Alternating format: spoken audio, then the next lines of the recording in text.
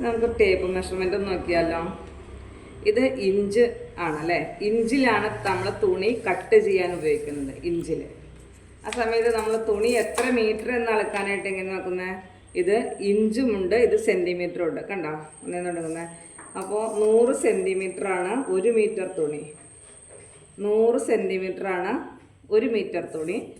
അപ്പോൾ 25 സെൻറ്റിമീറ്ററാണ് 1/4 മീറ്റർ തുണി.